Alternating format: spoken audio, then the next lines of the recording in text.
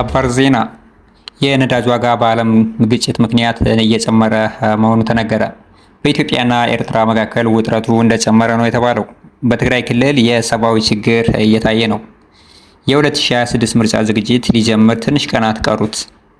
ክቡራን የቻናላችን ቤተሰቦች እነኚህና መሳይ አዳዲስ ዜናዎች ወደ እናንተ የማቀርበው እኔ ሰብሮ ነኝ። ታዲያ ለዚህ ቻናል አዲስ ከሆናችሁ ሰብስክራይብ እያደረጋችሁ እስከ መጨረሻው ተከታተሉ። እንዲሁም ደግሞ ላይክ፣ ሼር እያደረጋችሁ አበረታቱን።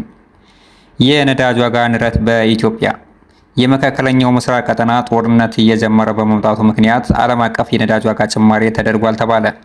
በዚህ ምክንያት መንግስት የነዳጅ ድጎማ መስጠት እንደጀመረ ተገለጸ። ይህም የንግድና የህዝብ ኢኮኖሚ እንዳይጎዳ ለመቆጣጠር ነው ተብሏል። በኢትዮጵያና ኤርትራ መካከል ውጥረቱ ቀጥሏል።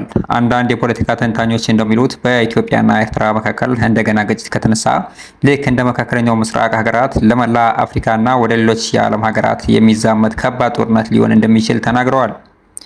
በትግራይ ክልል የሰብአዊ ቀውስ እየጨመረ መምጣቱ ተነገረ። በትግራይ ክልል የተፈናቀሉ ሰዎች በእጅጉ ከባድ የምግብ እጥረትና የሰብአዊ ችግር እንደገጠማቸውም እየተነገረ ይገኛል። በሶሻል ሚዲያ ቪዲዮዎች እንደሚያሳዩት ብዙ የተጎዱና በረሃብ አለንጋ እየተቀጡ ያሉ ወገኖች እንዳሉ ነው የተገለጸው። ወደ ሌላኛውና የመጨረሻው ዜና ስናልፍ የ2026 የምርጫ ዝግጅት ነው። የኢትዮጵያ የ2026 ምርጫ ዝግጅት የጀመረ ሲሆን የመራጮች ምዝገባ በተለያዩ አካባቢዎች መጀመሩ ተገልጿል። ይህ ምርጫ ከሀገሪቱ ፖለቲካ አኳያ እጅግ አስፈላጊ ነው ተብሏል። ክቡራን ቻናላችን ቤተሰቦች እስካሁን እናንተ ጋር የነበርኩኝ የሰምሮ ነኝ። ሰብስክራይብ፣ ላይክ ኤንድ ሼር ያደረጋችሁ በቀጣይ አዳዲስና ታማኝ መረጃ እስክንገናኝ ደህና ቆዩ።